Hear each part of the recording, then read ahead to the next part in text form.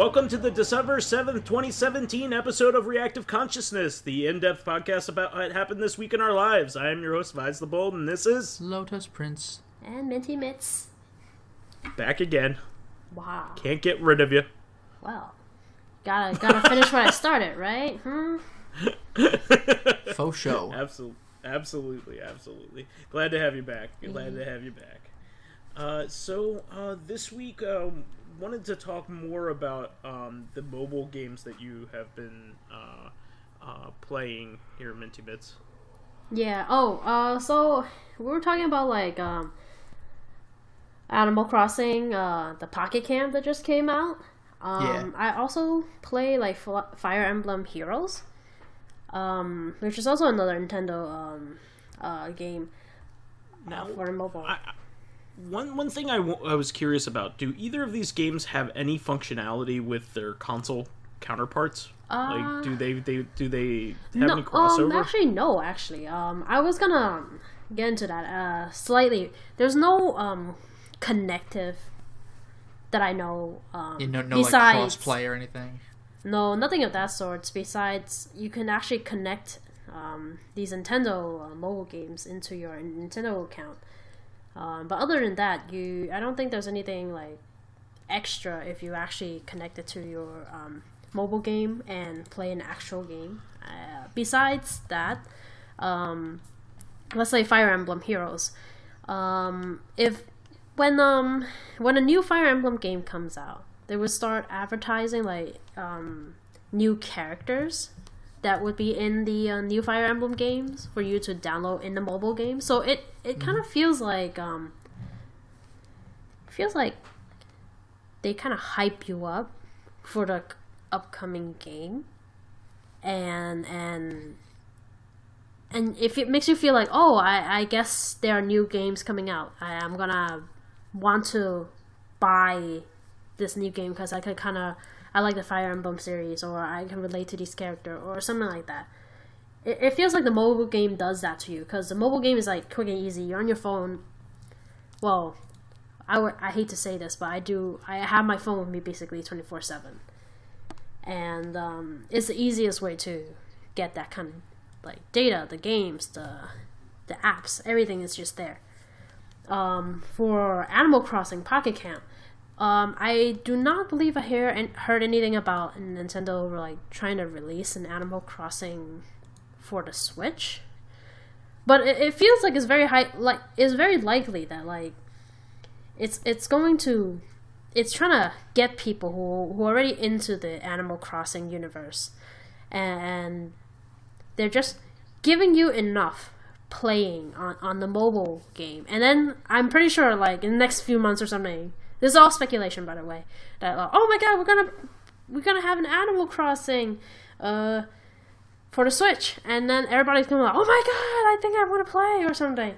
Even though you're like, oh my god, just letting you know, I actually played like about 500 hours on Animal Crossing.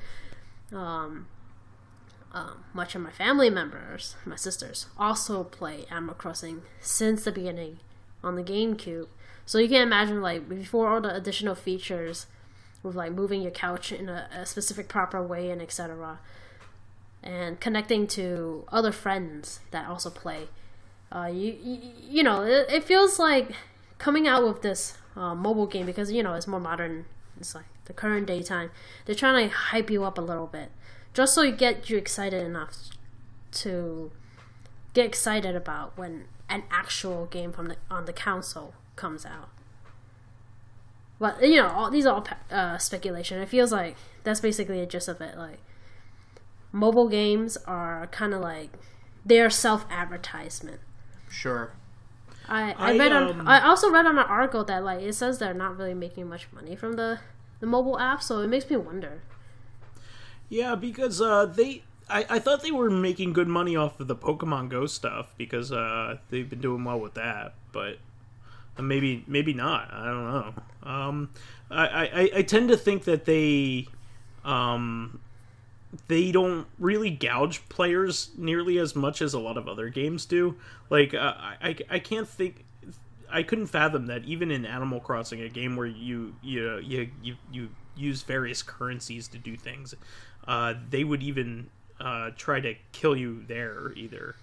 Or can you buy a lot of stuff with real money in that game? Yes, you can. But as I was looking through the store, like just to as curiosity to see how much they would give you, like on general basis, let's just let you know, approximately like 7 to like 10 tickets is required to be added to be given or paid for to complete the amount of missing materials that you might have to complete that furniture item that you would like to have. And you just pay 7 beyond your weight. The game keeps giving you like these leaf ticket currencies. It's not like they're not like, we're just holding back or something. For the first few weeks, for the first week that I've been playing, like since the beginning, it's just been lots of leaf tickets are being given. I could see why a lot of people who write the articles might say like, they're not making a lot of money, but it is just the first week, and they do give you like the discounted rate for the playing the beginning of the games and etc. But when you actually look at how much you're actually being given, how much tickets you're given for like $1, I don't think it's quite worth it, because the bigger stuff, the bigger furnitures, if you're missing certain types of material, it requires you to pay up to 50 to 60 tickets, approximately somewhere around there, to actually complete it. And like they only give you like 20 tickets for $1. And that goes by really fast. So it feels like, in a sense, it's not like equivalent trade, unless you're like super desperate with and you pay a lot more for they give you bonus tickets or something. It's not worth it for like the low level amounts, and most of the time that's how they get you. Like the low level amounts are worth it, so people will actually pay. They don't think too much about giving over $1 versus giving over like $40. Wow. So have you spent any of your own money on it? I have not spent any money on Animal Crossing at the moment. I didn't feel like there was a need to actually spend too much money on it. I've been using a lot of the leaf tickets though that they have given, just by doing the quest or the goals that's given by the animals. It's kind of funny because with mobile games, like I don't mind buying a game outright. It's kind of funny. I don't mind buying a game for $15, let's say. Yeah. But a free game asking me to pay $1 bothers me. It really does, yeah. Like, because I don't like the idea of being able to keep doing that. Like, I don't want to spend $50 on this $10 game, Well, that's kind of what I was getting at. Like, with a lot of these games, I feel like I stop playing. Like, the end game for me is when the game gets to be no fun without putting real money into it. Yes. So, and I honestly feel like maybe I'm not the only one who feels that way, because at that point, the game isn't skill-based. It's not fun-based. It's gambling. It's just getting you. Yeah. It's just getting you to pay money into it in order to win. And like I did that I played that Clash of Clans game for a while, and like the people that I was fighting in there after a while were clearly people that had paid tons of money into it, and like I just didn't want to play anymore because pay like to win. Yeah, basically, like I mean. Yeah, so, like, I don't do competitive stuff, so that would never be an issue for me. But, like, with me, usually, I don't stop. Like, I just stop then. Like, for example, I played JoJo All-Star Battle on the PS3, and it's online bit where you unlock, like, costumes and things like that. You have a certain amount of, let's just say, units of energy you can put into certain fights to, like, determine who you're going to fight next, or if you have energy, then you can do another fight, and if you ever run out, then you can pay for some more, or you have to wait like 5 minutes to get 1 bar back. So I would wait, And like my dad's the same way. He doesn't really game much. He'll play like some word games like these anagram things, or like not Candy Crush because it's on PC, like on some website or whatever. But whenever he runs out of attempts and it says, "Oh shucks, you're out. You could either pay more or come back in 15 minutes," and he'll be like, well, just close the window. Like, I'll see you this evening, I guess. Like, we just don't want to get involved in that shit. Oh my. I remember that goes down the rabbit hole a little bit. I guess that's why I'm more conscious of it. So Candy Crush was actually the first game that I supposedly paid fake real money, like $1.25, just so I could like clear that one level.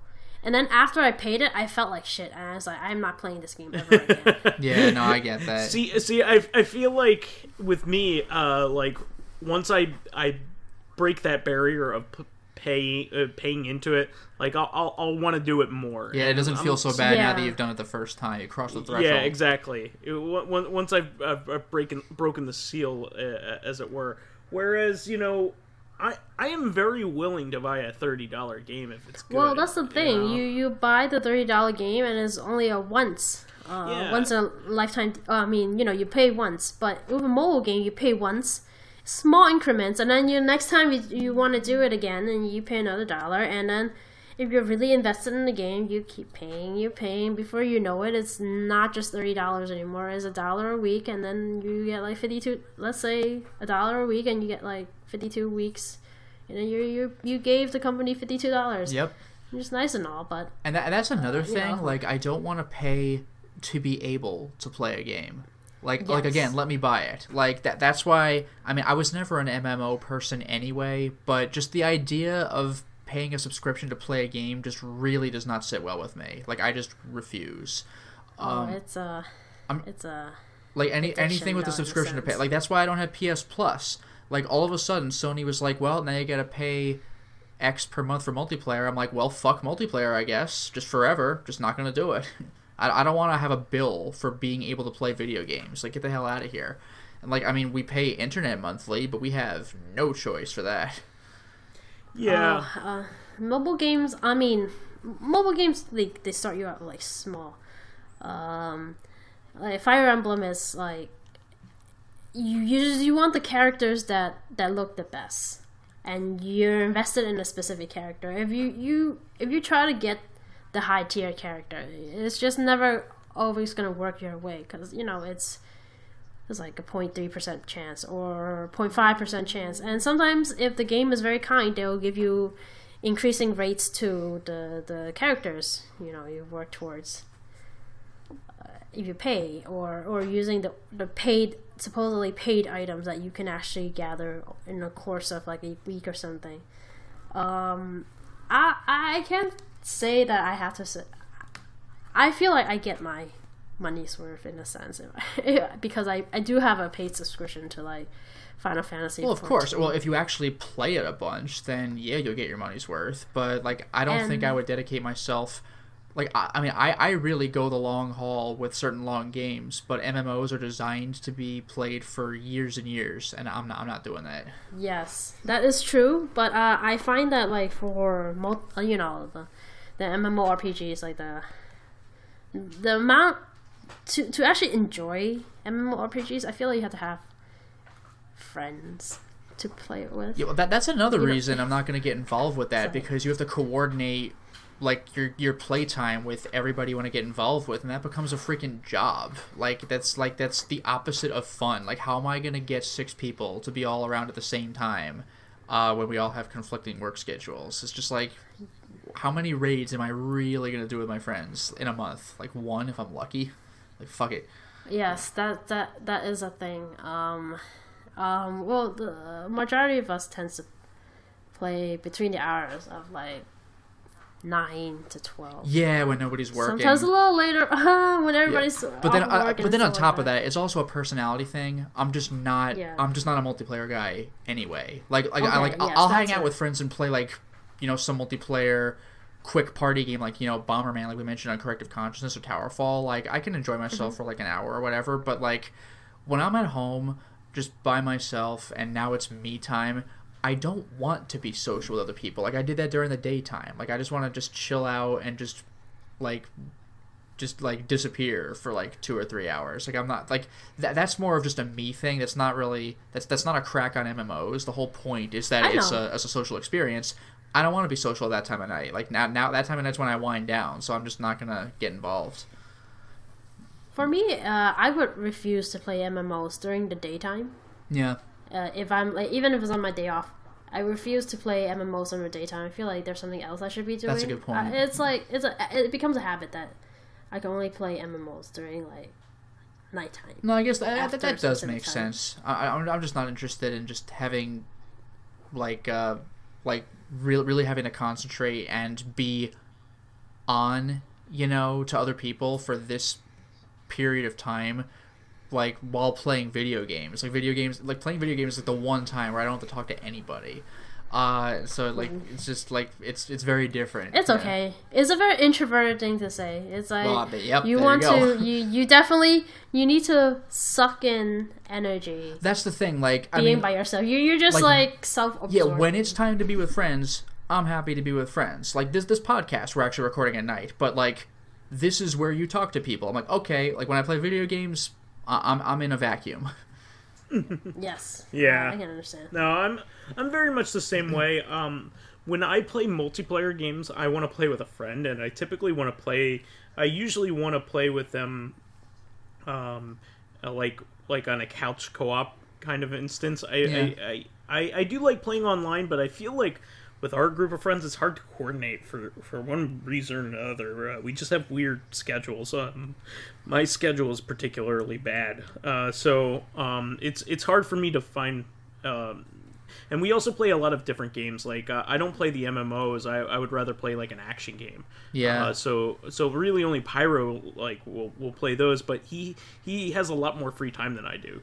Like I said, I actually am generally free on nights if I'm not recording Let's Plays, because the only time I can record Let's Plays is really during the night for the most part. But even if I am free, I just don't want to play multiplayer stuff. Like, even if I could hook up with you, like, I won't. Just like straight up. Like, if I'm hanging out at your place or if you're at mine, that's a different story. But if it's like, hey, want to finally get in on whatever, Destiny or whatever the hell, like, no, I don't actually. like oh, okay.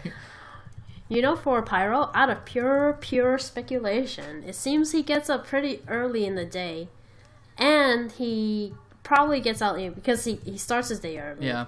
It means he ends his day relatively early, which means he gets to play games on an earlier setting, and he gets tired or needs to go to sleep earlier time. That's why because he begins his day way too early. Now, some of us begin our day like maybe 3 or 4 hours after, so it's a whole different, I start my day at like different 10. Time zone. So yeah, well, I mean, I get like going. I get going at 8. I officially start at 10, so I'm still early-ish, but yeah. So my husband's like schedule is around the mid between Pyro's and your schedule, and my schedule starts basically in the afternoon, and then my sleep cycle begins at like before dawn, basically. So it's like we're all on like set on different cycles. Yeah, of the like day. I try to stay up late if I can get away with it, but when I have work the next day, it's got to be like 1 or 2, which is still late by some people's standards, but like that's as good as it's gonna get where I can actually have a decent amount of sleep. Yes. Well, most people, I feel like our group of friends are either like super early birds or super nocturnal. Yeah. I try to be nocturnal, but then I have early school schedule, so it's like, oh. By nature, I feel like I am a nocturnal person, but when it comes to work, it's you have to wake up early, and in a sense, it kills me a little bit because you want to be able to like be the morning person that supposedly society wants. Well, that's the thing. Like, that's not like if I get up late, I feel bad because I've missed a decent part of the day where I could actually go out and like go to the store or do things that are available at that point in the day. Because I don't feel like going out at this time of year, like at 6 or 7 p.m. when it's pitch black outside. It's like, ugh. Yeah. But at the same time, I like being up late at night because that's when the whole world shuts down. Like, now's my chance to do whatever I want, where no one's gonna like ring the doorbell or call my phone or anything. Yeah. Yeah, Indeed. I was always a night owl. In fact, I struggled with insomnia for a long time, especially in my high school years. Little did I know it was mainly a product of my anxiety problem. So once I got older and got into college, I could sleep in and stay up later and get sleep. Because I could stay up late and then get that sleep I needed, but I got used to that, and I naturally love staying up late. But really, my job has conformed me out of it. I even fell asleep last night, a Saturday night at like 11:30. It's just one of those things. Me and my girlfriend went out to dinner. We had a good time. We watched Gremlins. I passed out on the couch. While we were watching Gremlins. Man, Gremlins. Yeah, and I love Gremlins. It's just one of those things. But I also had work yesterday too, so I mean, that was a Saturday, of course, and it's just one of those things. But I remember the good old days of going to grad school with you, Lotus, and just staying up till 5 a.m. playing games with each other. Well, we only did that so once, and I was getting burned out because we stayed up too late for that one. You did in a single shot Heart of Darkness in the PS1. Like a single extended play, beat the whole game in one sitting. That was ridiculous. Also, that final boss is some bullshit. Yeah. Well, you know what was good was we would stay up quite late though. We would stay up till like 2 or 3. No, yeah, I would regularly stay up pretty late, but like that was insane. That was like 7. Like I left your apartment that it was like bright outside. I'm like, this sucks. Yeah. Luckily, we didn't have that was the end of that was a Thursday, which was the last day of school for us on those weeks. But we weren't irresponsible. We didn't have classes the next day, but still, it's like, oh man, like I don't want to go to bed at the beginning of the day. It's okay. That's what breakfast is for. You eat that at any time of the day. Or go to Tata's at breakfast time. Yeah, Tata's Pizza. Tata's Pizza it was too late for Tata's Pizza, which means too early. Yeah, Tata's Pizza. That place was amazing. Minty Mitz, you used to go there every time we hung out. Yeah, Minty Mitz, did you know anything about Tata's Pizza at Rutgers?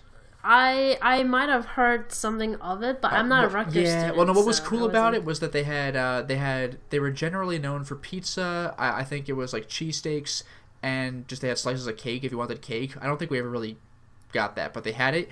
But they opened at 10 p.m. Like they knew who was coming to them.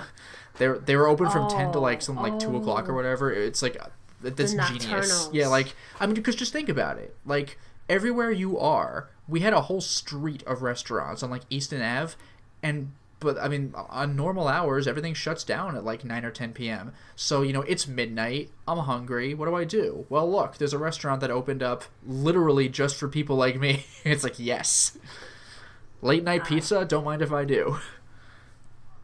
Well, I'm a New Yorker, so. Well, yeah, you could just go anywhere you want, but like this was on a college setting, with a place that not the city that never sleeps. So I was like, yes. Yeah, I miss this. I miss that college life because like what was cool too is we hung out with another friend while we were doing that, Mike, and what was really neat was some of the times the three of us would be playing 3 different games. Because I had 2 TVs in my room.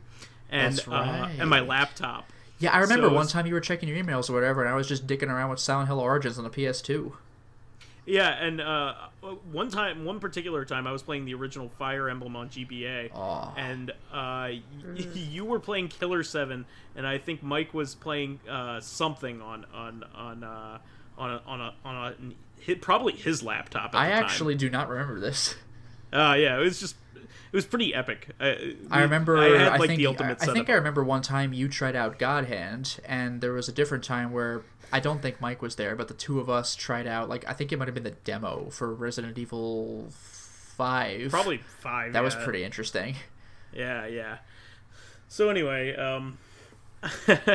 Those were the days, man. That was so much fun. Yeah, and by the way, even though the game generally ended up disappointing me, the hype train for Resident Evil 5 was something else. Like, after 4 came out and you saw trailers for 5, like, oh, damn. And 5 isn't even really that bad of a game, but for me, it was disappointing. I still love that game. I think the gameplay is very good. I understand why you don't like it. I don't know what 6 and 7 are like in terms of gameplay, but at least at the time, the gameplay was the best it's ever been in Resident Evil. The gameplay of Resident Evil 5 was spectacular. It was. 6 is generally considered to be a step down from 5. Okay. In several ways. But 7 is it's a whole different thing. It's a unique game compared to everything else in the series, and people generally love it. It's too bad that Resident Evil 7 wasn't Gun Survivor 5. Or Mercenaries, or the next Mercenaries game, or whatever, that the Mercenaries game where you crawl around really quickly. Yeah. No, but I'm just talking about just the first person shooters, like the Gun Survivor games. Because we have Resident Evil Survivor 1 and 2, we got Dino Stalker, we got Dead Aim. It would have just kind of been funny if Resident Evil 7 was secretly like the revival of the Gun Survivor series. Like, what? The Chronicles games are actually the successors to those. Well, the Umbrella Chronicles? Yeah, Umbrella Chronicles and then Dark Side Chronicles.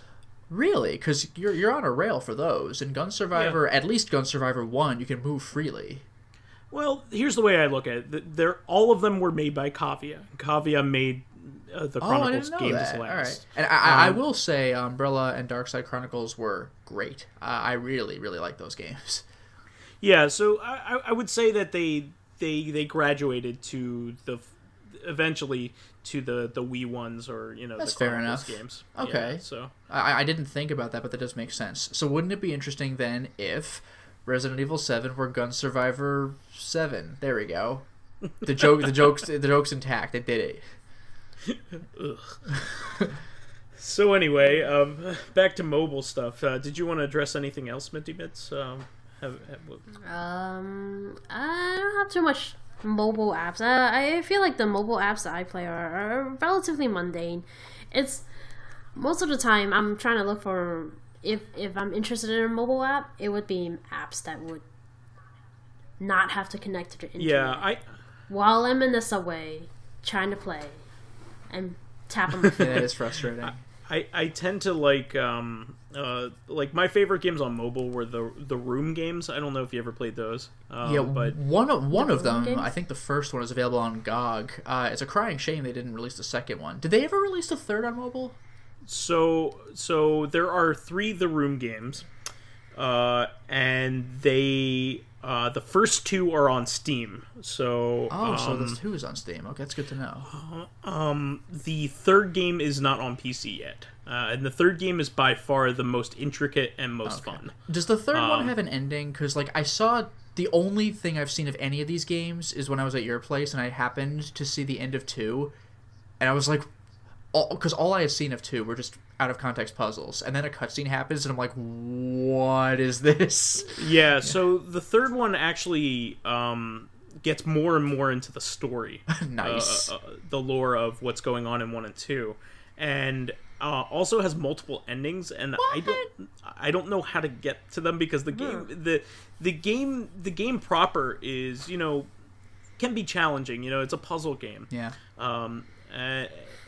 At its core, it's basically like a point and click game where you basically solve a puzzle box. Like, you're given a puzzle box. You don't need to connect to the internet. No. I recommend them. It kind of makes me think of Myst, because with Myst, you have to kind of go all around the world to do the puzzle. But like with The Room, you click around this world and explore it, but then here's a puzzle, go do it right here. But the puzzle just happens to be really hard. So Minty Mitz, essentially what you do in this game is they give you, the first one is very simple. You have to solve a puzzle box, and then you keep opening different layers of this puzzle box. You don't have to go all around and explore. In fact, exploring is moving around the various knobs and things like that in the puzzle box. And eventually they get more intricate, and it's like in the third game they have a puzzle like 3 puzzle boxes in a room that interact with each other, and you need to get like certain keys from inside one puzzle box and use them on another, and that kind of thing.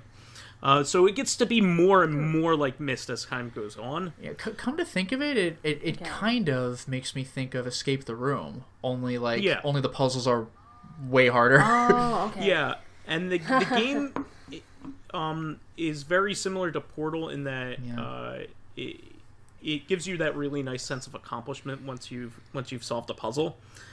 Because you'll be experimenting. Not like the cake is a lie or something like that. Well, I mean, like, I do like these kind of puzzle games. Like, playing Portal, it had me frustrated. I know I couldn't play Portal for, like, long periods of time because I would get, like, the motion sickness. Oh, sure. The game motion sickness. Well, but I enjoyed them. Yeah, what I mean is that the puzzles are really well thought out and also are made for you to tinker with. So, like, once you finally figure out the trick to the puzzle, you feel very accomplished.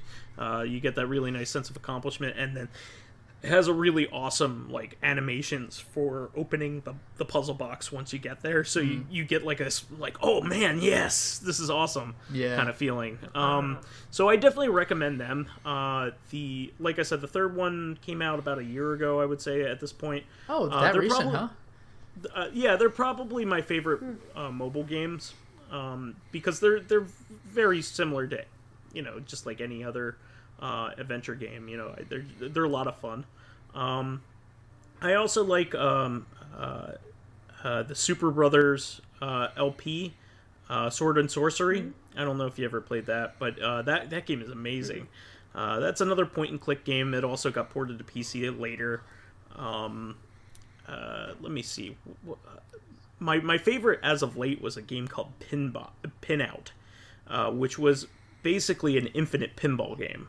I think I might have played it when I was like playing a demo in the Apple Store or something like that. It's I don't remember if you guys remember like Windows 98, Windows 95. I don't know. Like Space Cadet they Table. Had the pinball. Oh, that's Space Cadet pinball. The pinball game. No, you know the fun. Before the Space Cadet. One. Before. Yeah, I don't know. Maybe I don't know what it was. It was just like wiring, and every time you go to the next level, the background board. Oh, I was playing this with your sister. I don't remember what it's called. It's just the pinball game from like Windows Pinball 95 Dreams. or something. It's called Pinball Dreams, I believe. It's one of the old school, old Windows pinball games. Yeah, I know exactly what you're talking about. Yeah. Mm-hmm. Okay. So it reminded me of that, actually. I was like, that's why I kept playing it. I like how I kept progressing levels. Yeah, that game is really cool. It really, nice. It also could be kind of used as a pinball trainer. It really teaches you how to use the angles on the flippers and the physics of the game in order to progress. I ended up beating the game, which is basically when the game starts looping. But when you get to the next loop, there are no time increases. So any of all of the time that you have gathered up into that point is all you have to get through the second loop. So I've never been able to complete the second loop. I don't even know whether it's possible. I'm sure it is, but you have to be really good at the first loop in order to do so. But that game was amazing, and it has I love the Tron aesthetic of it. And it also has a really amazing soundtrack, and they're releasing it on vinyl very soon. I pre-ordered it. They also released another game that was interesting, but I really haven't put much time into it. It is called, let me see if I can find it, Smash Hit. So in this game, you are constantly moving forward in a first-person view, and you have to break glass objects with balls that you're given. That sounds pretty cool, actually. And it's a lot of fun, and you gain time by smashing the right things. And but you also have so many balls, and when you run out of balls, that's when the game runs out. So that game is a lot of fun, but I haven't sunk the time into it, so I don't have the high skill in it yet. but it's a lot of fun. And I believe both of these games are pretty cheap. I think they're like $3, which, you know, but you don't have to buy anything else. You know, it's a $3 game. And they're amazing. I also love Bean's Quest. I don't know if you ever played Bean's Quest. Okay, so Bean's Quest is really fun. It's probably the best platformer game that's ever been put on mobile. It's really great because it doesn't have a jump button. Essentially tapping the left side of the screen moves the character left, and he's a Mexican jumping bean. So he's constantly jumping. So essentially you have left and right are the only controls because he's constantly jumping. So it's a lot of fun because it's a platforming game and you have to get through the level and there's boss battles. It's a lot of fun.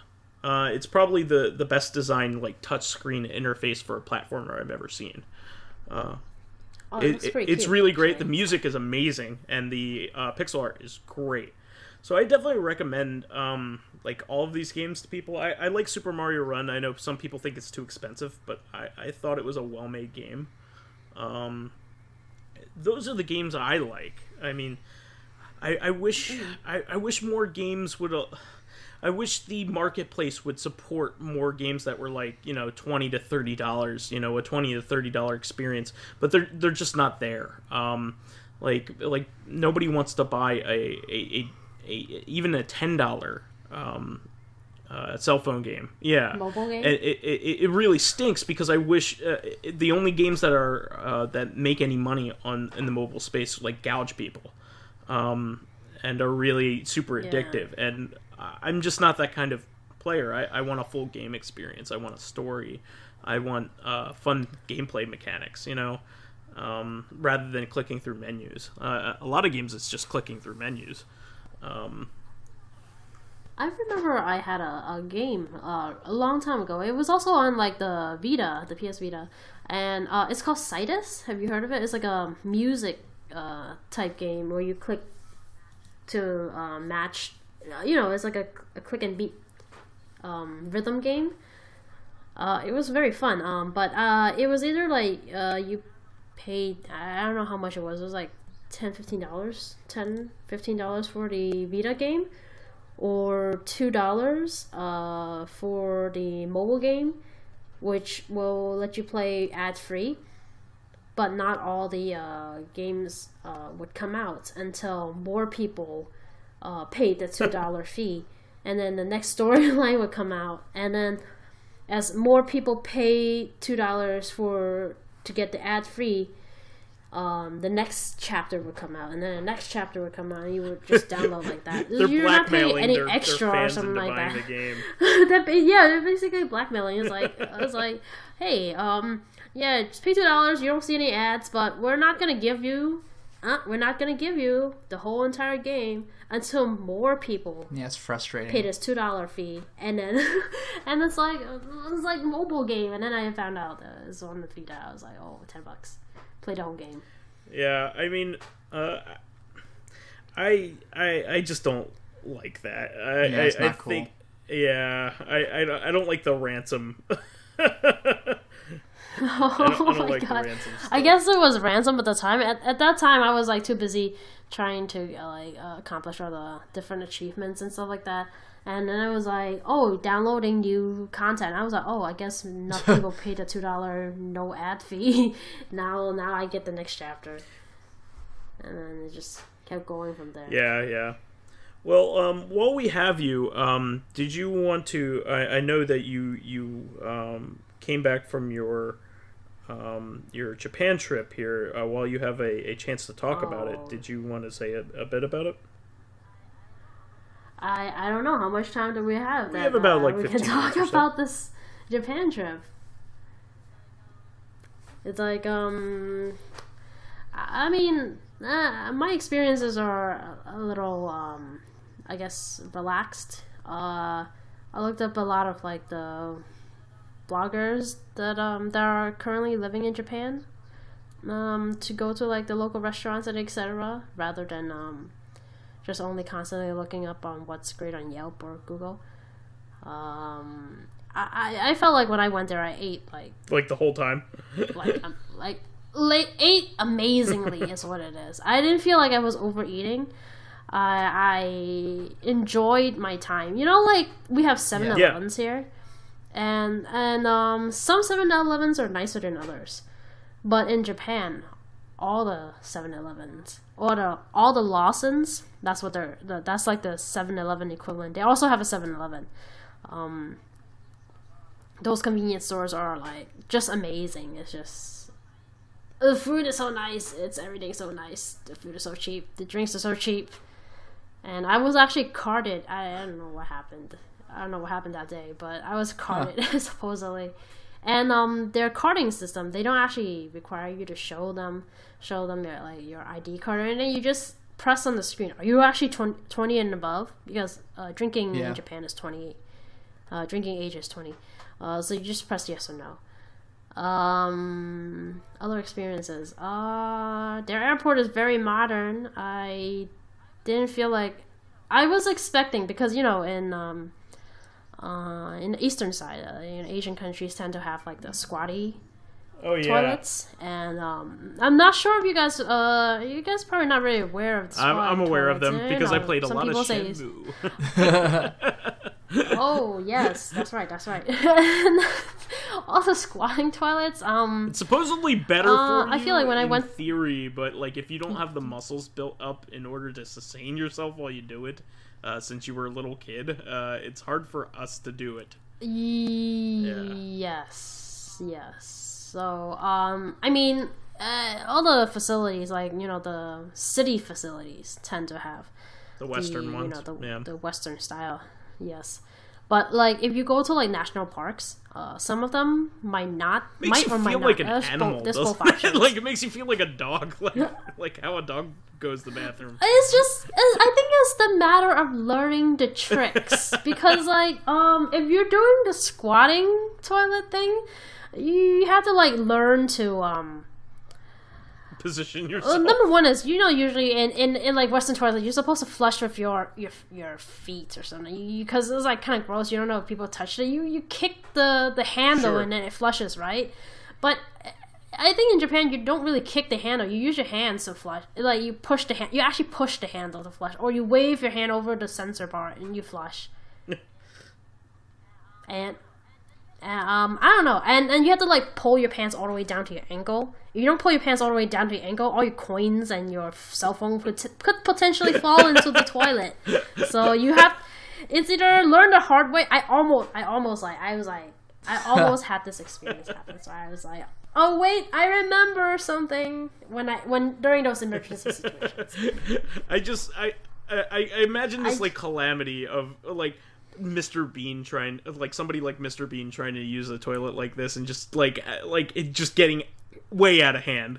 Like oh my god, Mr. Bean. And Mr. Bean went to Japan. I would watch that. About that. I love Mr. Bean. Oh my god, the disaster. I just love. There's this one episode where he's trying to pay for something, and he I don't know. It ends in this calamity of him trying to one up somebody else who's in line, and it just escalates, and then he ends up in the toilet with him. It's so funny. Yeah. Oh man, I like watching Mr. Bean. It's just funny. Well, other than the toilets, what else is there? Besides toilet. The trains are very nice. They have it in like 3 different languages. 4 different languages. They have it in Japanese, like when they show you the stop, they say, oh, this is the stop or something like that, right? So what's great about it is that the trains have the computer, it says this stop, and it's in kanji, which is like the I guess the most traditional way of writing out a word. Next it would come out in like what was it, hiragana or katakana, or the more easier way of pronouncing. And then they would have it in the Romaji, which is basically like the English word, how to spell it out. And then it has like the Chinese and it has Korean. And I was like, oh my god, why is this so friendly? I could read every exact stops. But the trains, you have to be very careful because like they actually come both ways. Unlike a platform, in New York you expect it to come, or in the States you expect it to come from either the right or the left.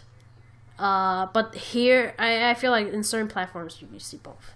It's just I feel like the transportation there is just could only wish that ours was that good, and New York is just about the best you can get.